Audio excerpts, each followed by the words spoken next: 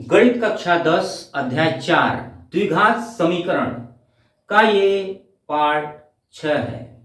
इसमें हम प्रश्नावली 4.3 के अंतर्गत प्रश्न नंबर 2 से करेंगे। प्रश्न नंबर 2 क्या है कि द्विघात सूत्रों का उपयोग करके मूलों को ज्ञात करें। द्विघात सूत्र क्या होता है? श्रीधराचार्य सूत्र को ही क्या कहते हैं? द्विघात सूत्र। तो देखिए द्विघात सूत्र क्या है? द्विघात सूत्र, द्विघात सूत्र क्या होता है? पहले तो हम देखते हैं द्विघात समीकरण ax स्क्वायर धन bx धन c बराबर 0। ax स्क्वायर धन bx धन c बराबर 0 क्या है? एक द्विघात समीकरण है और यहां से है हमको क्या करना है? द्विघात सूत्र बनाना है। तो द्विघात सूत्र क्या हो जाएगा? x बराबर माइनस बी प्लस माइनस करड़ी में बी स्क्वायर माइनस 4ac अपान 2a। ये क्या हो गया? अपना द्विघात सूत्र हो गया। अब इसी सूत्र की मदद से हमें मूल ज्ञात करना है। इसी सूत्र का उपयोग करेंगे और द्विघात समीकरण के मूल प्राप्त करेंगे। तो आपको बताते चलें कि द्विघात समीकरण के कितने मूल होते हैं। तो द्विघात समीकरण जितनी घात उतने मूल। अगर 3 घात का समीकरण रहेगा तो उसके कितने मूल ज्ञात किए जा सकते हैं? 3 मूल ज्ञात किए जा सकते हैं। 2 घात का समीकरण है तो कितने मूल ज्ञात किए जा सकते हैं? 2 मूल ज्ञात किए जा सकते हैं। तो इसीलिए यहाँ पर प्लस और माइनस का चिन्ह लगा हुआ है। अब देखिए इसी सूत्र का प्रयोग करना है। अब इसमें बात आती है कि a क्या है, b क्या है, c क्या है। तो x स्क्वायर का गुणांक क्या है? a, x का गुणांक क्या है? b और c क्या है? वो कांस्टेंट टर्म है। Coefficient of x square a, coefficient of x b and c is the constant term. c क्या है? कांस्टेंट टर्म है। ये क्या हो गया? Quadratic equation. क्वाड्रेटिक इक्वेशन का जनरल फॉर्म क्या होता है? ax स्क्वायर धन bx धन c बराबर 0। अब देखते हैं प्रश्न 1 में दिए गए हैं। ये ऊपर इसलिए हमने प्रश्न 1 को लिख लिया है। पार्ट 5 में हमने क्या पढ़ा था? द्विघात समीकरण के मूल ज्ञात करना। लेकिन कैसे? पूर्ण वर्ग बनाने की विधि के द्वारा द्विघात समीकरण का मूल ज्ञात करना था।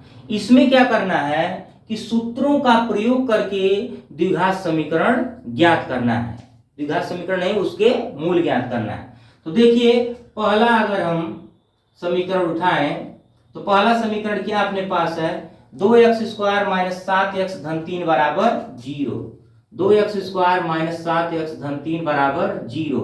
अब यहां से हम a b c निकालेंगे तो a का मान क्या है? a का मान है 2, b का मान क्या है? माइनस 7 और c का मान हो गया 3।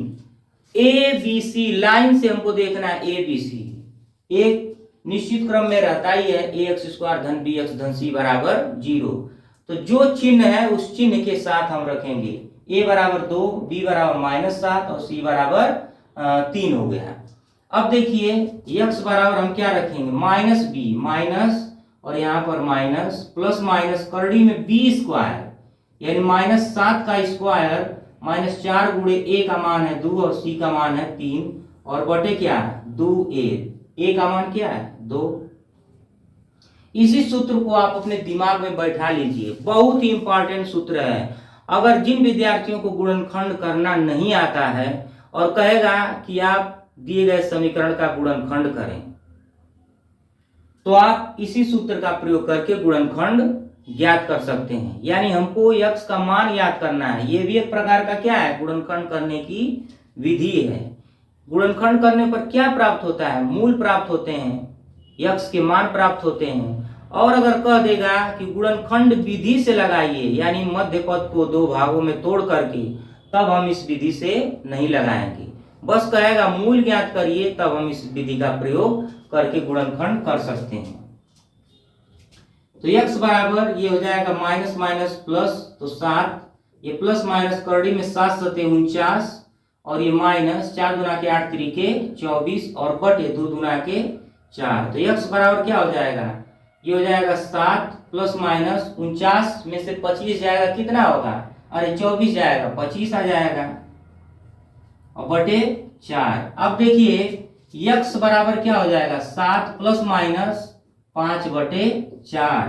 ये 5 कहां से आ गया, करड़ी में 25 का वर्गमूल क्या हो जाएगा 5, करड़ी में 25 का वर्गमूल क्या हो जाएगा 5। अब देखिए taking positive and negative, taking positive x equal to 7 plus 5/4 यानी 12/4, तो कितना हो गया 3। टेकिंग निगेटिव, निगेटिव मान रखेंगे, x बराबर 7 माइनस 5/4, 7 में से 5 जाएगा 2/4 यानी 1/2। इस तरह से दो मूल हमको प्राप्त हो गए, एक मूल क्या हो गया 3 और दूसरा मूल क्या हो गया 1/2। तो ये हमारा द्विघात सूत्र के प्रयोग के द्वारा पहला प्रश्न सॉल्व हो गया। अब दूसरे प्रश्न की ओर हम बढ़ेंगे। आप चाहें तो इस प्रश्न को नोट कर सकते हैं और दूसरे प्रश्न को ट्राई कर सकते हैं। तो आइए देखते हैं दूसरे प्रश्न को किस तरह से लगाना है। आप इसका स्क्रीनशॉट लीजिए, फिर हम अगले क्वेश्चन की ओर बढ़ते हैं।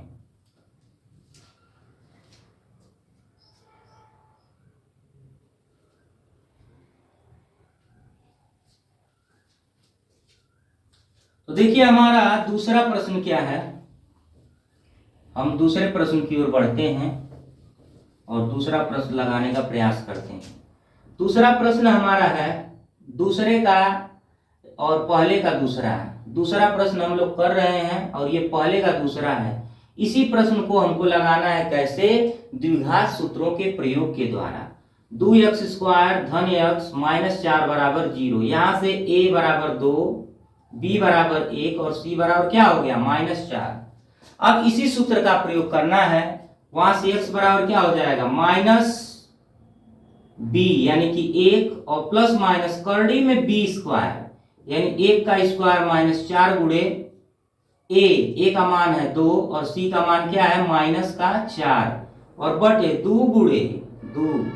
x बराबर -1 प्लस माइनस क्या हो जाएगा 1 का वर्ग 1 माइनस माइनस प्लस 4 दूना के 8, 8 चौक को 32 और बटे कितना 4।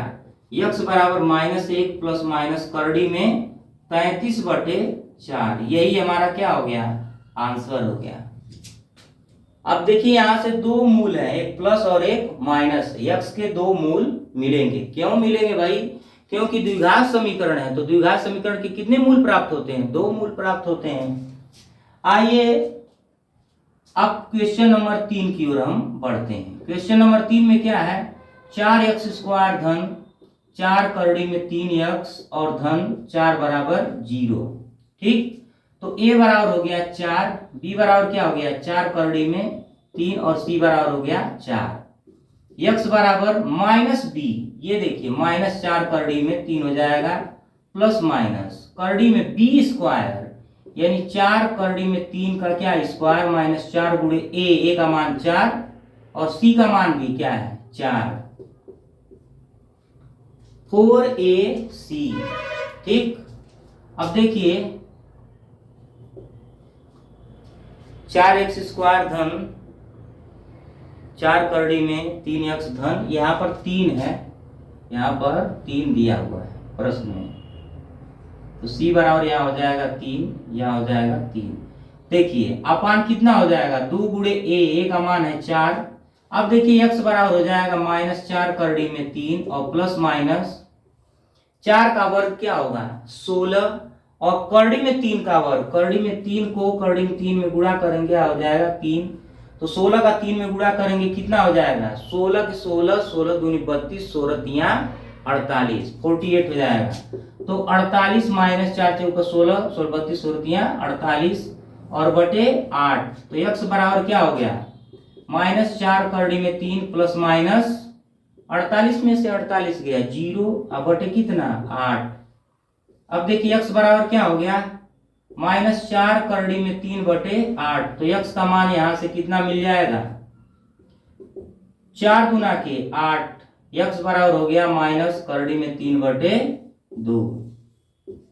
मूल क्या होंगे समान होंगे, x के दो मान आएंगे और दोनों क्या होंगे इक्वल होंगे, किसके बराबर -करड़ी में 3 बटे 2। तो x बराबर हम 2 मान लिख देंगे, माइनस कर डी में 3/2 कामा माइनस कर डी में 3/2। इस तरह से हमारा क्वेश्चन नंबर 3 लग गया। अब एक क्वेश्चन बचता है 2x² धन x धन 4 बराबर 0। इसे आप खुद सॉल्व करें और उसका आंसर आप कमेंट बॉक्स में कमेंट करें। मिलते हैं अगले पार्ट में, तब तक के लिए आप हमारे चैनल पर बने रहें और इसी तरह से चैनल को शेयर करते रहें और वीडियो डेली देखते रहें और अपने प्रैक्टिस को बरकरार रखें। मिलते हैं नेक्स्ट पार्ट में, तब तक के लिए good bye and take care.